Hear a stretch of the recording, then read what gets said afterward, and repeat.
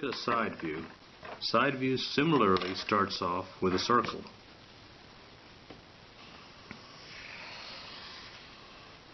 Cut the circle in half, into quarters, into eighths.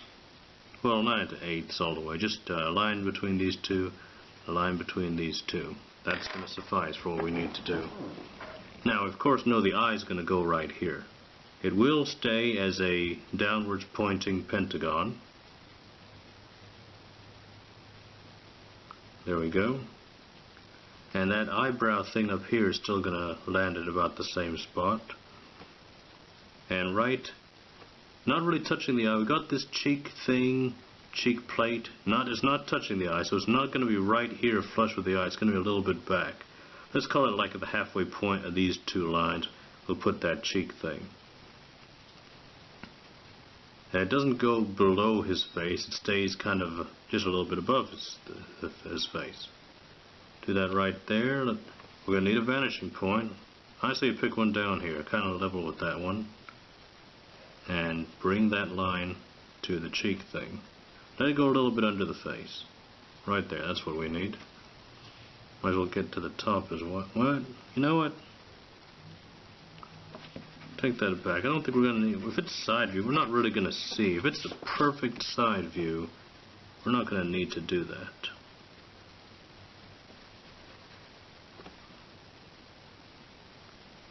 Angles down.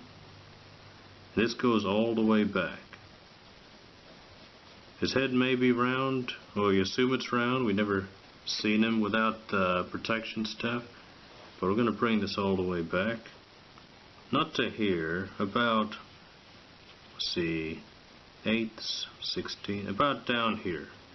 Down here is where we want to start bringing things back. Follow this line. This line is going to be important because that front part is level with that back part of his head.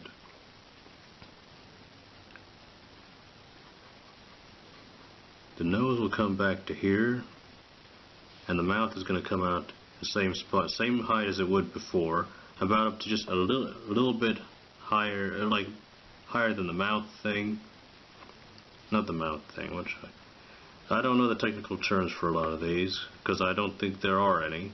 But keep it consistent with your front view. I'd say if you're practicing one view, practice both views. It'll get your front view better if you're also doing side views. Now see this circular line I put, the blue one? I want that to be kind of parallel with the line I'm doing for his mouth. If you look carefully, I mean, well, I guess they wouldn't really be parallel because it's not straight. I want it to be going the same kind of curve. I want it to have the same curve. It's not a math lesson, so let's not pick apart my geometry. Now we're going to bring this part of the eye back to that blue line, then straight down.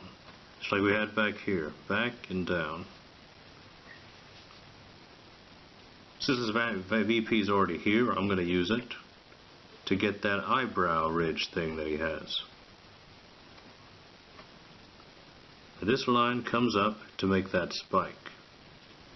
That spike, where did it come up? Where did we start? We started it here. That's the halfway line.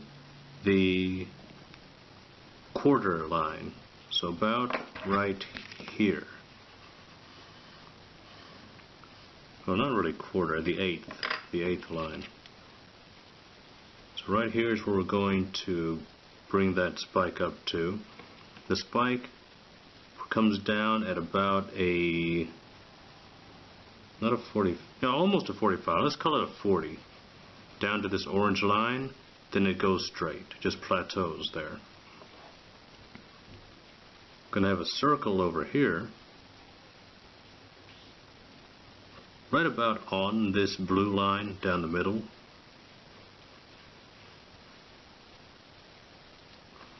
That is where the antenna is going to go, and we had it before. You know, these aren't really the same size, they're pretty close. What size is that? About the size of the face above this. So we're looking at the antenna being up here. Straight down, angle down on this side, angle down on that side. Use a ruler if it's not coming out sharp, or erase it to make it look sharp. They're not weapons, but they always come out looking sharp, so let's try to keep them that way.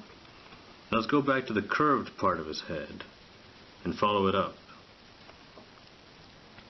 Tell you what, let's give him something to meet with. We already used a vanishing point for that one. Let's put a VP up here as well. VPs, if they're both down and up, they need to converge. They need to be able to, they have a straight line between them. So if this one's down here and that one's up there, they got a straight line between them. Going to use this one for that top part of his head. And right at where this line meets the blue line, I'm going to make a line to connect for the top part of his eyebrow. Now we'll deal with this bit here. Let it angle up just a little bit, arc back a little bit. Won't get to the top of his head. Let's get it a little bit lower, right, about right here.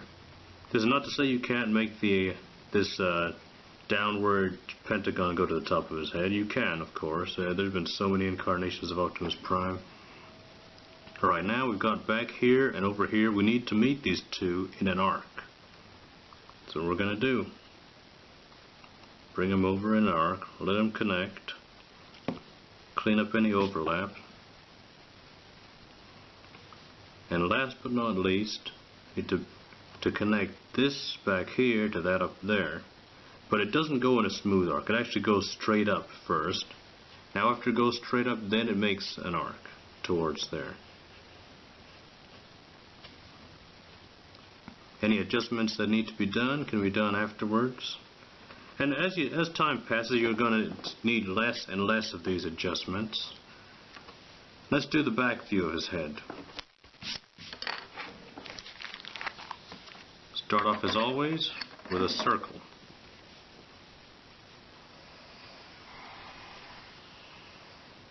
Cut it in half, quarters, eighths, sixteenths. Alright, first things first, this line and this line, we're going to darken those. We're going to have 4 circles on each corner here. Now we need another division between these two lines. Kind of guide us. This line to this line. Tell you what, let me do another one. Yes. From here to here and here to here. You've got this line connecting to that vertical line. Now we just follow them straight up. Short of the top, let's stop going up and make a horizontal line. Pick a vanishing point, let's say right here, and meet this. Let it go a little bit over the circle. Now we're going to have this side horn thing coming up right here between these two lines. And it doesn't really go over the top of the head, so about here would be fine. I want to connect this to that, but it's got to come down to about here before that happens. Bring it down to here, angle them there. Bring it down to here, angle it there. These are the same height, check. Now you want to connect this line to that line and this line to that line, but you want the line to come down as straight as possible until about here where it starts to curve. So let's see how that goes. Straight, straight, straight, curve. Straight, straight, straight, straight, curve. Alright? Now we'll follow this line a little bit. I tell you what, let's take care of the bottom half now. Now this is where the curve happens on this side, that's where the curve happens on that side. Let's straighten it down from here to there with no curve. Since this is where the curve happens, straighten it down to there with no curve. Do the same on the other side. Now bring it straight down, and at the bottom of this circle, See right here how it's not flat. Bottom of the circle, kind of make a very almost straight line of a curve. Bring this straight down as well. It's almost like a cylindrical kind of loop going on there. Now here, let's angle this down, but right at this middle point, the blue line, let's curve it down. We don't want to follow the circle exactly, because the head's not a circle. Now for the antennas, we've got this part done, and we've got the back of the head done. We need the antennas now. The antennas, as you probably know, are big circles with spikes sticking out of them. So right here, we're going to do one circle. Let's see, between the orange line and this, and close to the bottom. Not quite at the bottom. There's a little space before the bottom, so it's not quite at the bottom, but it's very close. From right here to right next to, but not actually touching the bottom. Bring a line straight up. See again, how high do we want the antennas to go? You can use this last bit as reference from here to the midline and higher. So about here to there. Have them meet there. Draw a little line here to make sure that you're not making one antenna longer than the other. Again, you bring them down and meet in the middle.